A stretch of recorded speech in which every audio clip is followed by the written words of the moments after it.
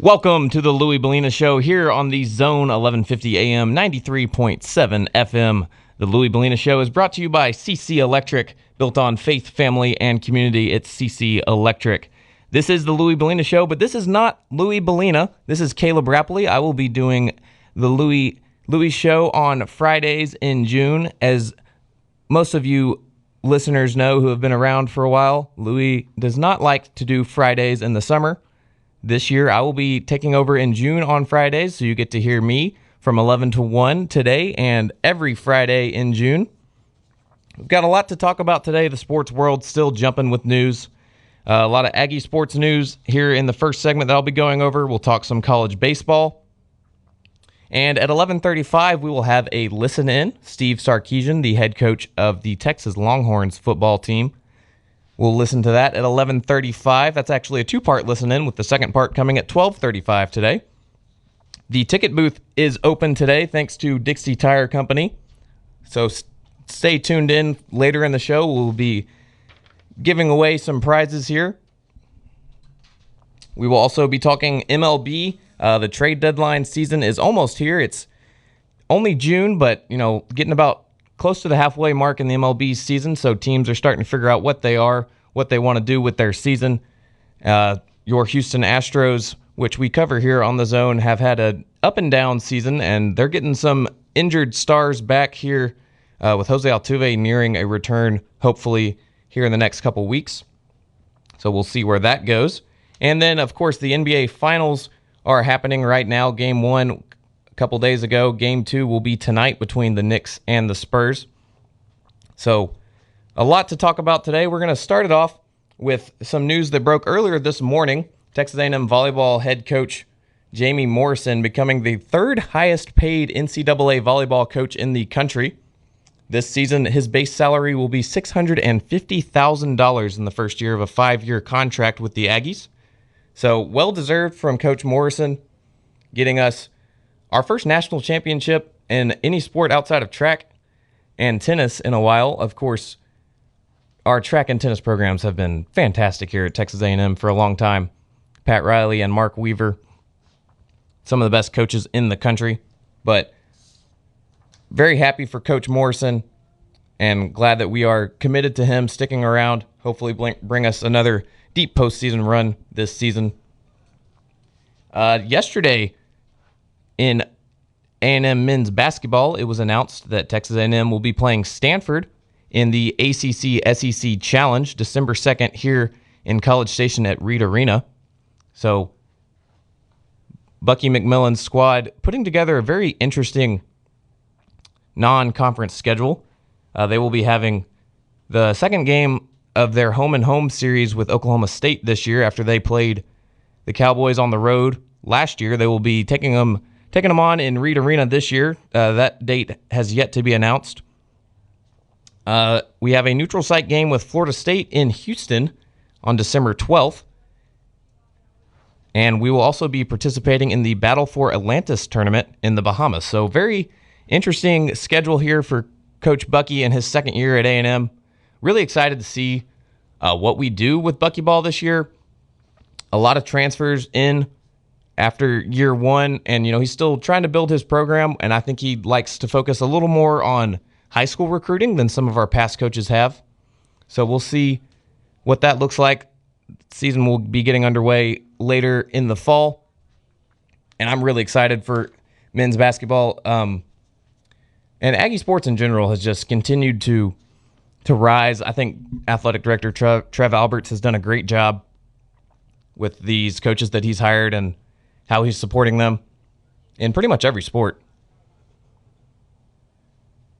But A&M baseball season came to a close earlier this week on Monday in the College Station Regional as they lost to USC. I'm sure all of you knew that and are still feeling that pain, as am I. But some transfer portal news over the last week as it opened on June 1st. The Aggies have lost 4 players so far to the portal, all of whom did not play a lot, but Sawyer Farr was the most recent, Sam Erickson was the most recent of those. The sophomore outfielder didn't get a lot of playing time here in Aggieland. so he will be leaving to seek more at-bats somewhere else. Sawyer Farr, kind of a similar boat. He was a very highly touted prospect out of high school. Played a lot last year, kind of out of position. They played him in left field a lot, and it didn't really work out great for him. He was a nice piece off the bench for us this year.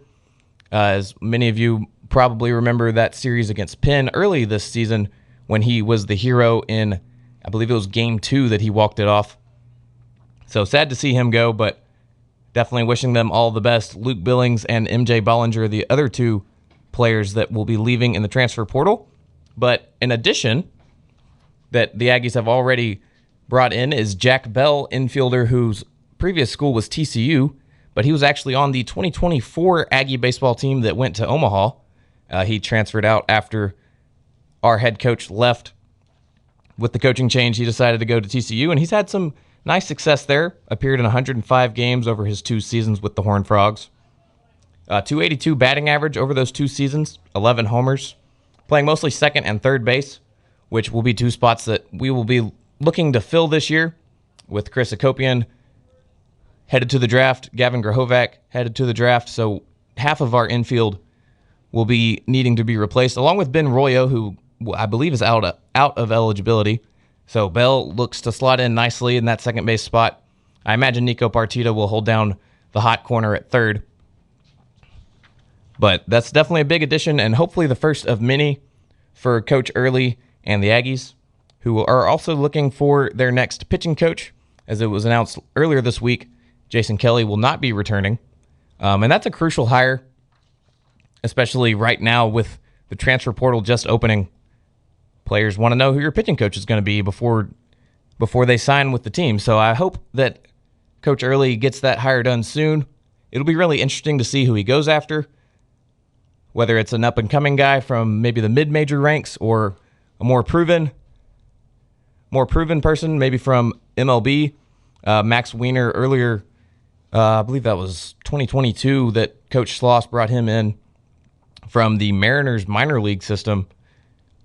So it'll be interesting to see which route Coach Early goes there, pulling from college or professional ranks. A lot of options there. Texas A&M football recruiting, Mike Elko continues to be on a roll, as we've gotten, I believe, 4 commits just in the last week. 3 of those in the 2027 class, which is currently ranked number 1 in the nation. And then the Aggies also landed their first commitment for the 2028 class. Edge rusher Chance Arkengel announced his commitment Tuesday evening. First commit in the 2028 cycle for Texas A&M. He was the 4th player in 24 hours to commit. Those other 3 players were in the 2027 class. This 2028 guy, Arkengel, has visited multiple times at A&M. This one on Tuesday, when he announced his commitment, was his 3rd visit of the year. So he's been around the program a lot, likes what he sees from Coach Elko, who's done an amazing job with the recruiting, and heading into year 3. We saw last year what his program would hopefully start to look like, as the Aggies went 11-2. Unfortunately lost that college football playoff game, but that's the farthest we've made it in the postseason in a long time. So really looking forward to see what Coach Elko can continue to build on there. A reminder, you can call or text the show. The D4 Land Services hotline is open. That's 979-693-1150. Hotline is brought to you by D4 Land Services. Get your land fixed up at d4landservices.com. Or text the show. We'll open up the Texas Mobile One inbox later on. Texas Mobile One Lube Express, owned by Gabriel Garcia. So plenty of ways to participate in the Louie Belina Show this Friday edition in June. Caleb Rappolee here on the Zone 1150. Go ahead and move into some college baseball here. Super Regionals are getting underway right now, actually. I believe Game 1 started at 11 a.m. West Virginia and Cal Poly in Morgantown. They are in the top of the first right now. And earlier today, I was reading West Virginia's athletic director tweeted out about, so if you've been to an Aggie baseball game at Olsen Field, you know that behind the left field fence, the street between the rec center and Olsen Field is known as Aggie Alley, which is not paid admission. People stand out there and watch the game from outside the stadium. West Virginia has something similar at Kendrick Family Ballpark in Morgantown. They call it Randy's Ridge. It's a grass hill in the foul territory along the third base side. And the athletic director tweeted out today that they will be providing portable restrooms, trash cans, and 1,000 free pepperoni rolls to attendees that sit on Randy's Ridge. So I'm really, really excited to see athletic directors supporting their baseball programs. And this as college baseball continues to grow as a sport and more people are interested in it, it's great to see athletic directors encouraging that, because I think college baseball is something that's kind of gone unnoticed over the last few years, and now it's starting to build up and become more of a national thing. So I'm really excited to see athletic directors pushing that, and even with fans that aren't able to attend, as the super regional tickets sell out very fast anytime a team hosts a super. But excited to see an athletic director encourage fans that don't have paid seating to still come and watch the game. So that's great to see from Ren Baker, the athletic director at West Virginia. I mentioned the transfer portal earlier. Day one, 1,400 players entered the transfer portal in college baseball. Now, a lot of these players probably won't end up playing again, but that is an absolutely insane number. About half of those 1,400 are hitters, half are pitchers. So really interesting to see how Michael Early is going to handle that with a lot of spots to fill. Caden Sorrell, Gavin Grahovac, Chris Hakopian, all will be chosen in the first probably 2 rounds of the MLB draft here in July. So those are 3 really big shoes to fill. Our center fielder, first baseman, and DH. 3 of our biggest bats in our lineup. Which we do have 3 freshman hitters who performed very well this year. Jorian Wilson, Boston Kellner, and Nico Partita all showed flashes of who they could be in the future. Really excited to see how they continue to develop. But in today's world of college sports, you got to bring in a big transfer or two to keep your team at the top of the sport. Texas A&M was the 12th seed in the NCAA baseball tournament this year. Did get to host a regional after that first season where we missed the postseason. So obviously Michael Early's program has hopefully continues to build on that. And the development of those 3 players that I mentioned, Kellner, Wilson, and Partita, will be crucial, but definitely need to fix some of the issues that we had this season, which obviously was the pitching. That's something that's been talked about a lot. One big thing in that is going to be getting Clayton Freshcorn back.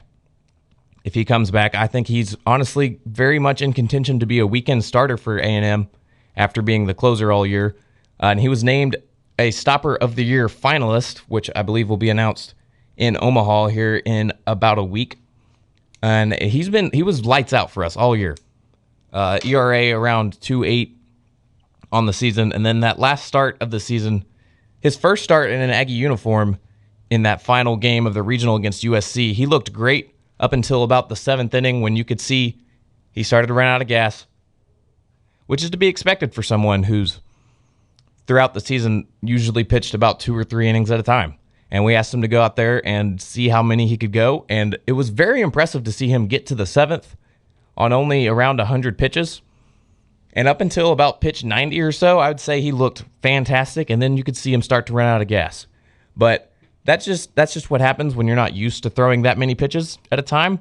I think if he's stretched out and ready for that, he could be one of the best pitchers in the nation. So be really interesting to see how the new pitching coach hopefully continues Clayton Freshcorn's development. Well, it's time for our first break. We'll be back with more of the Louie Belina Show here on the Zone 1150 AM and 93.7 FM. This is the Zone, Aggieland's all-sports station. Welcome back to the Louie Belina Show here on the Zone 1150 AM, 93.7 FM. Caleb Rappolee here today, as I will be every Friday in June from 11 to 1. The Louie Belina Show is inside the Charles Schwab studio.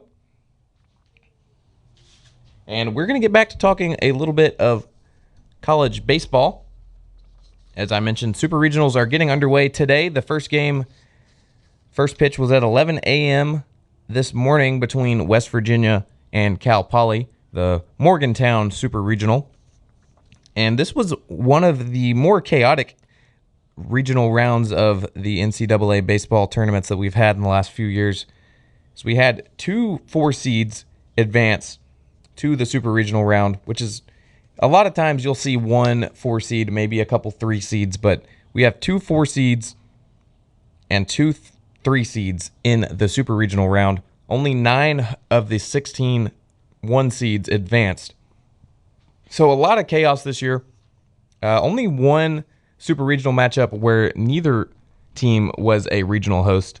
That's between Little Rock, who was a 4 seed in the Hattiesburg Regional, and Troy, the 3 seed out of the Gainesville Regional. So Troy will be hosting that one. The first pitch in that game will be today at 4 p.m. So that's one of the more fascinating ones to me, as we are guaranteed to have at least one team in Omaha that was not a top 16 national seed.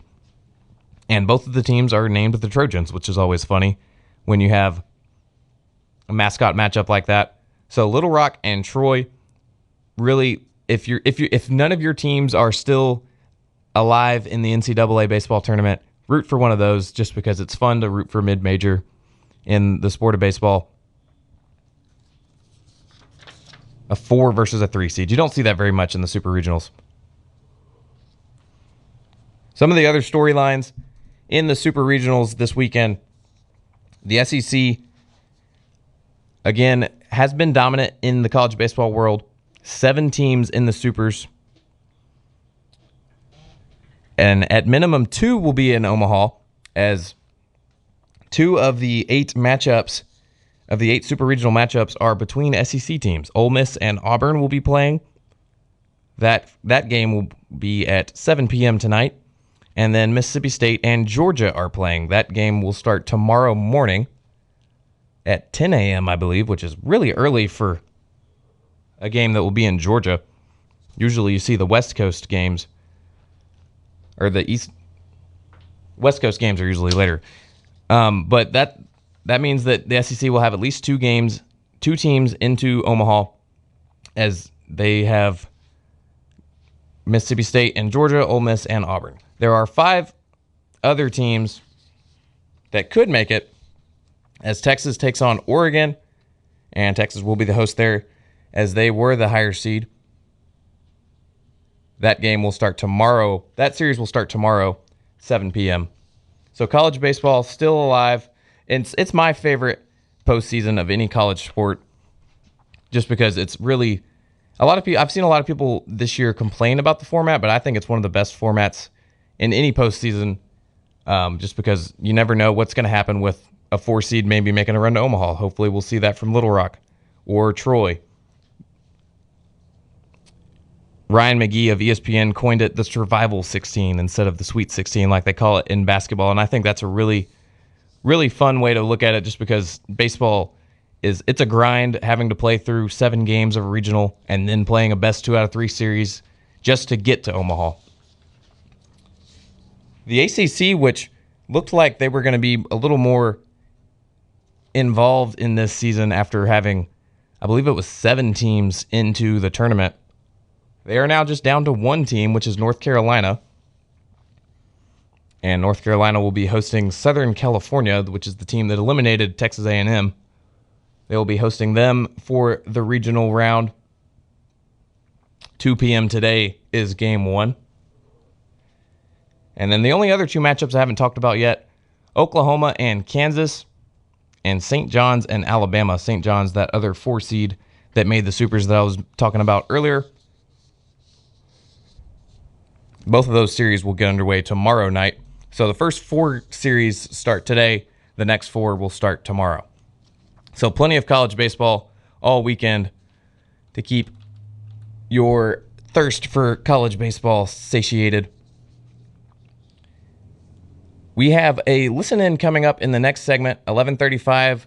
Steve Sarkisian, the head coach of the Texas Longhorns football team, Part 1, 11:35. Part 2 will be at 12:35 today, so stick around for that. Plenty more to talk about here on the Louie Belina Show here, brought to you by CC Electric. And I know a lot of y'all probably saw this when it came out, but maybe didn't realize that it was already here. The World Cup friendly match this weekend at Kyle Field tomorrow at 7 p.m. I think it was a couple months ago that got announced. And when I was told that it was this weekend, I'd forgotten about it. So hopefully y'all didn't, and you have your tickets ready to go see, hopefully, Lionel Messi and Argentina at Kyle Field. We'll see if he actually plays, just because the big stars of the soccer of these World Cup teams don't always play very much in the friendlies. But would be really cool to see him in Kyle Field. Really interested to see what the crowd looks like tomorrow, as I don't know how many soccer fans we have around here, but maybe it's more than I think. I'm not the expert on soccer, that's for sure. Argentina got a 5-0 win over Zambia last week. Messi did start in that one, and he scored, so hopefully that happens again tomorrow, but we'll see. And Honduras, the team that they're playing, narrowly missed out on qualification to the 2026 World Cup, which will get started next week. So there's your soccer news, which, again, not the expert on soccer, but really cool to see Lionel Messi play in Kyle Field. Hopefully that actually does come to fruition and we don't get catfish, but we'll see. We'll see how that goes. A reminder, you can text in to the show on the Texas Mobile One Lube Express inbox. I will be checking that later in the hour. Texas Mobile One Lube Express, owned by Gabriel Garcia. So get your thoughts in. We can discuss anything from baseball to soccer to basketball. NBA Finals are going on as we speak. Tonight will be Game 2 between the Knicks and the Spurs. And the Knicks have an opportunity to do something that we haven't seen in 20 years. As Mikal Bridges, Jalen Brunson, and Josh Hart, all teammates on the 2016 Villanova Wildcats NCAA championship team, they have a chance to be the fifth set of teammates to win both an NCAA championship and an NBA championship together. The most recent of those coming in 2006, Derek Anderson and Antoine Walker, who won the NCAA championship back in 1996 with Kentucky, and then won the NBA championship together with the Miami Heat in 2006. So also interesting that there's a 10-year gap between their college championship and their professional championship. And if the Knicks pull that off this year, it would be the same 10-year gap. I believe this would be the first time that a trio of teammates were on both a college championship team and a professional championship team. So really, really interesting. We could see history in that one, as, again, this is the first time that the Knicks have made the finals in, I think it was about 30 years. So all those New York basketball fans have been hungry for victory. And they are up 1-0 on the Spurs in the series right now. Game 2, as I mentioned, will be tonight at 7:30 p.m. San Antonio hosting that one at the Frostbank Center. We had a fan, not quite an altercation, but fan ran out onto the court in Game 1 and tried to get a selfie with Victor Wembanyama. And it was announced today that he has been arrested and banned from not only games at Frostbank Center for the rest of his life, but also any NBA game at all. So a reminder, please don't get out onto the playing surfaces at these games. It usually will not end well for you. That fan is now banned from attending any NBA game forever. So it's never worth it for the social media clout or for whatever reason you're doing it. It's just not a good idea. And I see people talk about it all the time, and they think it'd be hilarious to go out onto the court or the football field, and it's just never a good idea. This is the Louie Belina Show. We are inside the Charles Schwab studio. It's time for our second break. When we come back, we'll be hearing from the head coach of the Texas Longhorns, Steve Sarkisian. Stick around for that. This is the Louie Belina Show on the Zone, 1150 AM, 93.7 FM. Yo, Aggies. Tex Ags Live is in your corner. Weekdays 8 to 11 on Zone 1150 AM and 93.7 FM.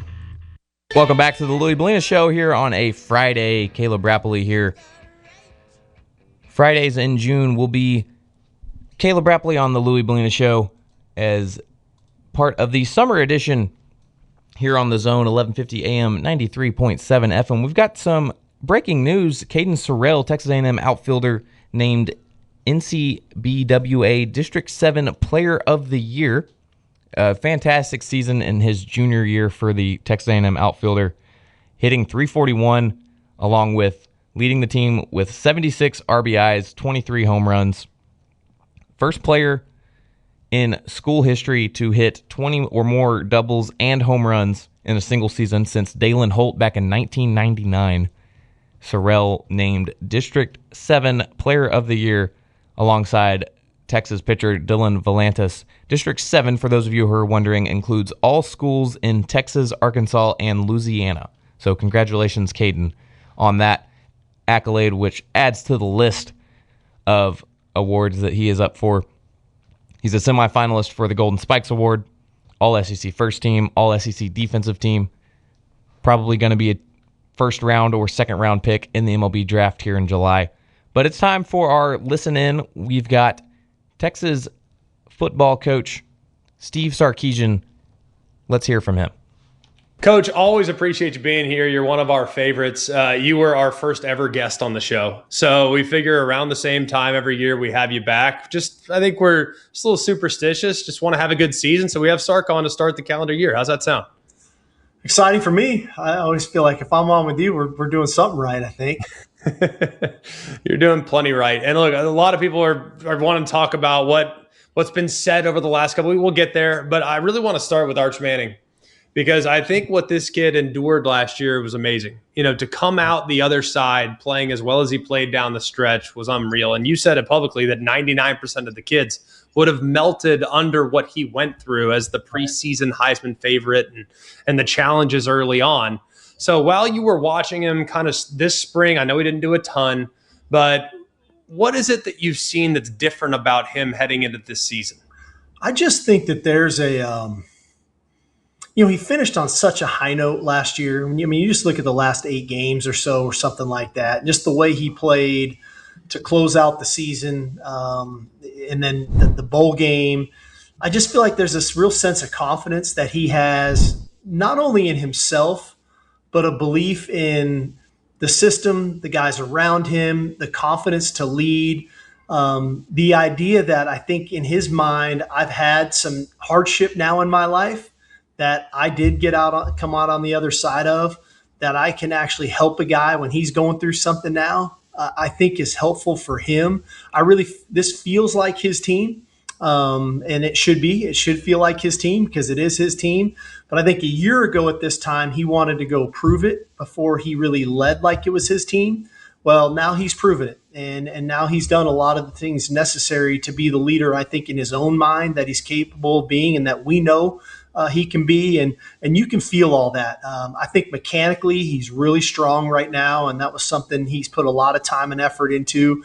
And I just think the rapport with the receiving core, those guys are really dialed in. Wingo, Cam, Emmett Mosley, those guys are dialed with Arch right now, and that's such a big thing for a quarterback.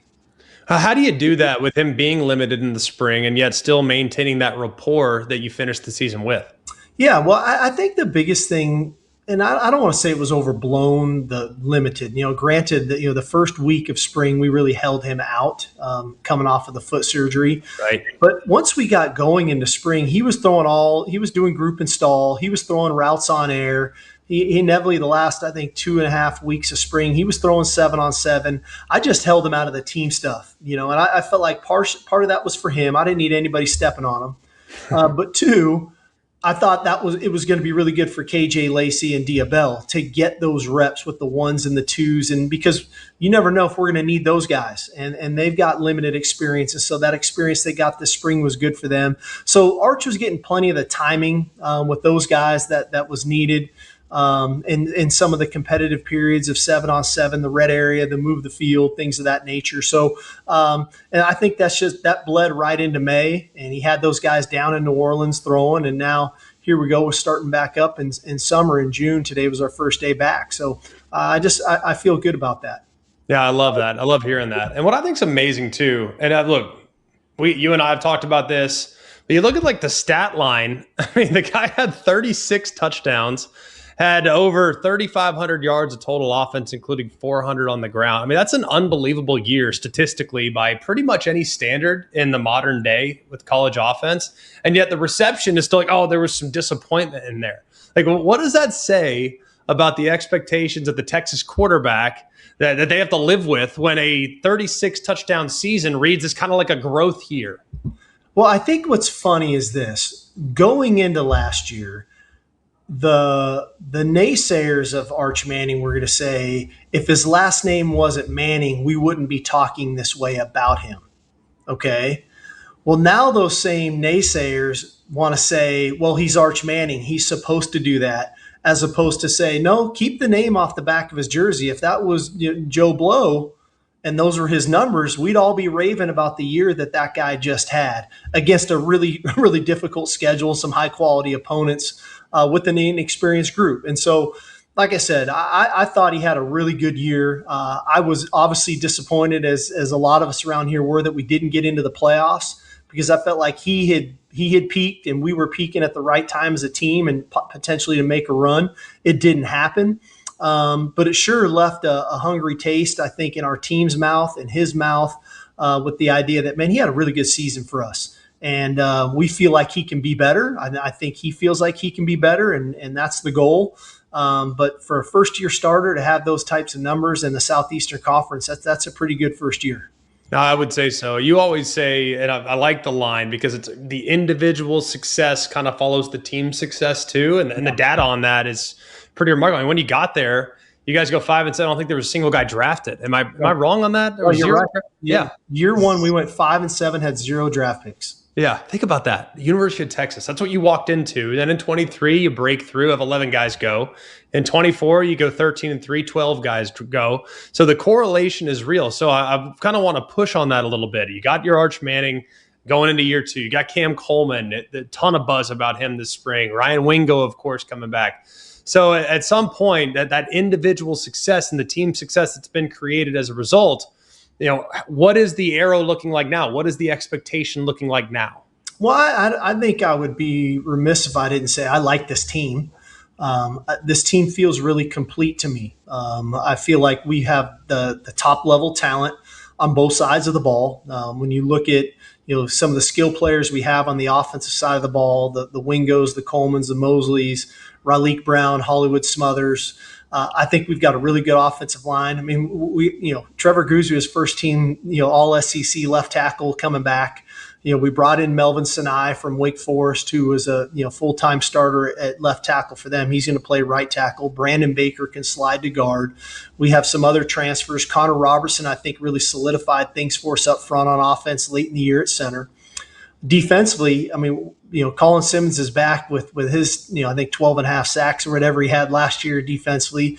Rasheem Biles has been a great addition at linebacker from Pitt and to go along with the way that Anthony Smith finished the year at linebacker for us.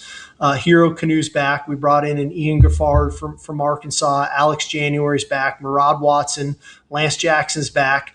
Jelani McDonald, I thought, was probably the most underrated safety in the country last year. A little overshadowed because of Michael Taft, but I felt like he was deserving of all SEC type honors. Bo Masco has been a great addition in the secondary. Grayson Littleton was a freshman All-American, started every game for us at nickel. So I think on both sides of the ball there, to go along with the depth, I think that we've recruited well. We've got good depth on both sides of the ball. I think we're returning the best returner in the country in Ryan Niblett, a guy who is electric and at any moment can change a game. And so all in all, I I like the balance of our team. I don't feel like we're leaning towards one side of the ball or other. I feel like we're going to be able to win games a variety of ways, and we're going to need to. Our schedule is extremely difficult, as you know. I think we're playing 8 top 20 ranked teams this fall. And so we're going to have to find ways to win games, not only at home, but on the road. 5 of those 8 games are going to be away from DKR. And so there's going to be games where it's going to be a defensive struggle. There might be some games that might be a shootout. And we've got to have the versatility to find ways to win these games as we navigate through the season. Yeah, and I mean, the personnel is outstanding. We know that. And we'll get to the strength of schedule in a minute because I, for one, agree with you in many ways about the weight that strength of schedule should have on postseason candidacy. So we'll get to it. I want to first ask about the hire a defensive coordinator. We all know Will Muschamp. Yeah. Everybody knows Will. But you had a good thing with Pete Kwiatkowski. That guy coached good defense at your place for a really long time. To me, it's amazing when you can go and get a guy with as much experience as Will does, as Will has, as much success as Will has. I had to play against him in the national championship. I threw 58 yards. When he was coaching at Texas. So he's the man. What was it that made you think, we're good where we're at. PK's awesome. But, man, getting Will, that's a different animal. So what was that decision like? It was not easy. I'll be honest with you. It was not easy one because I have a ton of respect for PK and the job that he did here from where we were when we started day one to where we got to. We had quite a bit of staff turnover on the defensive side of the ball with assistant coaches moving on and taking new roles in the NFL and different things. And so with some of that turnover, I just felt like we weren't as connected where we needed to be. And I felt like if I could get a guy in here that could really kind of galvanize all of that, allow me to focus a little bit more on offense because I felt like I was kind of more and more, kind of defensively, and we need to get back to playing offensive football the way we need to play around here too. And so when Will was available, it just felt like, man, this is an opportunity that I didn't want to pass up. And you look at Will's track record, long term, what he was like, at LSU with Coach Saban, what he did here at Texas in his first stint at Auburn, even his years when he was at Florida as the head coach, the way they were playing defense. And then ultimately what they were able to do at Georgia, when he was supposed to be an analyst, and next thing you know, now he's back on the field coaching again with Kirby, and they go back to back with two of the greatest defensive teams of, arguably of all time. Granted, some great players there too. When that opportunity presented itself, I just said, this is a chance for us to go to another level defensively. And we went for it. And so far, so good. It's been a great addition. We got Blake Gideon back as well from Georgia Tech, who has worked with Will in the past, played for Will here at Texas.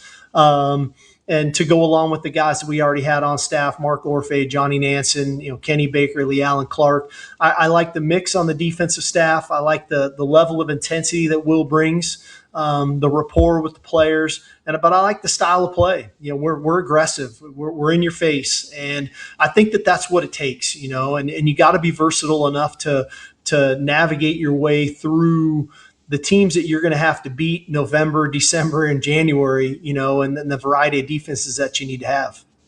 Yeah, I think Will's tremendous. I think he'll do a great job for you guys. And it's amazing to me how as soon as he comes out of retirement, that defense, all that personnel, it's like I had to come out of the analyst role for that. I can coach that for sure. Made some sense. Good timing by him. Looking at it, you've spent the last month, saying plenty of things. A lot of coaches say privately, frankly. I mean, it's kind of refreshing, if you want me to be honest. Not necessarily. I know you've walked back a couple of things and whatnot, but it was refreshing for you to say, this is how I feel. This is where we're at. So is there a moment where in the last month or maybe the last 5 years, 6 years while you've been in Austin, where you're like, man, I'm done biting my tongue. Like, I got to get out there in front of this. And I've been here. I've earned the right to make a comment on what the sport should look like, where you said, all right, I got to start saying what I think. So maybe something can come of it that would benefit the sport long term. Well, I think I'm a lot like you on this. I go to enough, SEC meetings, whether they're in the, early in the winter time when we go to New Orleans or when we go to spring meetings in Destin, which we just got back from. We're all on the group thread of all the head coaches on there, and hearing the frustrations of everybody and the things that are going on. And I've got other friends in the profession at different places, and everybody's complaining about the same stuff. And I've always felt like, but everybody says, well, nothing's going to change. Our voice doesn't matter.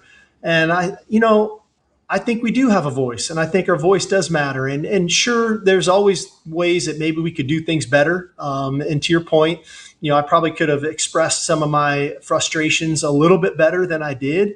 But I think it's important for people to know of what are our frustrations as coaches to go along with maybe what are the frustrations of everybody else out there. We love our sport. We love our game. The popularity of college football, as you know, Greg, is at an all-time high. Like, the viewership is incredible, what's going on right now. But our game can be better, and college athletics can be better. And we got to be mindful of what we're doing moving forward. And just to think, let's just go back and try to get put the BBs back in the box. I don't know if that's the best way to go about it. We need to be forward thinking. But to do that, you need to recognize where we are. And here's some of the issues that we have. And here's the issues as coaches that we have. And I'm not trying to speak on behalf of everybody. These are just some of the things that have frustrated me over the years. And so, inevitably, if the right 2 or 3 people hear some of our concerns and try to make some adjustments, then great. I think because of that, I feel like some other coaches have voiced their opinions and concerns now over the last month, and some high level coaches to say the least. And I don't want to name names, that's for those guys, but I think they've expressed some concerns about where college football and college athletics are at and what we need to do to move forward and how we can find some equity in our sport. As it pertains to the CFP and revenue sharing and NIL and all the things that are going on, because, and we don't want to lose what we have. But that doesn't mean we have to remain the same. We can move forward to maintain what we have. That was Steve Sarkisian on Greg McElroy's Always College Football podcast. We will have part 2 of that listen in at 12:35 here in the second hour of our show. This is Caleb Rappolee on the Louie Belina Show here on a Friday. Fridays in June, I will be here in the Charles Schwab studio. Be sure to interact with the show. Text us on the Texas Mobile One Lube Express inbox. Texas Mobile One Lube Express, owned by Gabriel Garcia. Or you can call in on the D4 Land Services hotline for all your land clearing and excavation needs. Visit d4landservices.com. The number for both the hotline and the text line is 979-693-1150. So interact with the show there. We'll be back with more right after this. Because life is so much more than just sports. Pickles, pickles, I like pickles. Join Chip Howard, evenings 4 to 6 on The Zone. First hour coming to a close. Some quick NFL headlines as OTAs will be wrapping up soon. A lot of teams doing their mandatory mini camps right now. And it has been announced during this that a couple teams signing some big stars to big extensions. The Packers and wide receiver Christian Watson reached an agreement for a 4-year, $110 million deal right after the Packers signed their other big wide receiver, Jaden Reed, to a 3-year, $50 million extension back in April. And Myles Garrett, after the big trade, blockbuster trade that sent him to L.A. from Cleveland, he has reworked his deal with the Rams, including an increase in total compensation for the 2026 season, which was previously $31.5 million. It's now $37 million. That is about all the time we have here in the first hour. Stick around. We'll be back soon. This is the Louie Belina Show on the Zone, 1150 AM and 93.7 FM.